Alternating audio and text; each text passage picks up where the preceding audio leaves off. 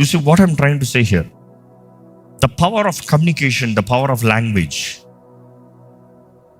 ఇక్కడ ఈ ప్యాసేజ్లో చదివినప్పుడు వారు కడతం ప్రారంభిస్తాం చూసినప్పుడు you see you have to remember, ఒక మనిషి ఏదైనా కడుతున్నాడంటే ఒకసారి కడతాం కాదు, రెండుసార్లు కడతాం. ఆ మాట కడతాం ఏంటంటే, ఫస్ట్ ఇమాజినేషన్ మైండ్లో కడతాడు, రెండోది చేతులతో కడతాడు.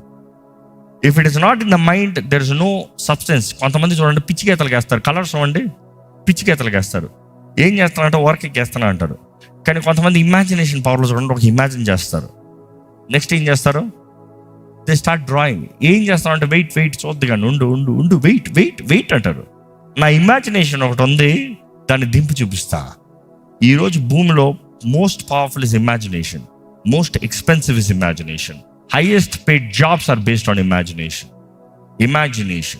ఇట్లా జరిగితే ఏమవుతుంది నువ్వు ఆలోచించగలిగితే దానికి నీకు విలువ ఉంది. Imagination is the most powerful. ఇక్కడ చూసినప్పుడు వీరందరూ ఒకే ఇమాజినేషన్తో వచ్చారు. మనం గోపురం కడదాం, మనం కొరకు ఒక పట్టణం కడదాం. ఆ గోపురం ఎంత పైకి వెళ్తుంది? అందరూ ఊహించుకుని ఉంటారు, ఓహో వారందరూ ఒకటయ్యారంట. ఇక్కడ ఈ ప్యాసేజ్కి సాతాన్ అన్న మాట మెన్షన్ చేయబడలా, పరిశుద్ధాత్ముడు అన్న మాట మెన్షన్ చేయబడలా. కేవలం మనుషులు తలంపులు ఒకటయ్యాయి, మనుషుడు ఒకటయ్యాడు. వారు కడుతూ ఉంటే దేవుడు దిగి వచ్చాడంట. Look at this. మనుషుడు అందరు కలిసి ఒకటి చేస్తే దేవుడు ఏం చేస్తున్నారు రా బాబు అని దిగి వచ్చాడంట. దేవుడు దిగి వచ్చేటప్పటికి ఏం చూస్తున్నాడు చూడండి. But the lord came down to see the tower, the city and the tower which the sons of men had build.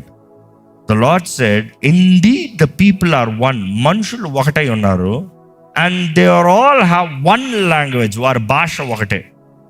మనుషుడు మనసంతా ఒకటై ఉంది, వారి భాష అంతా ఒకటి ఉంది.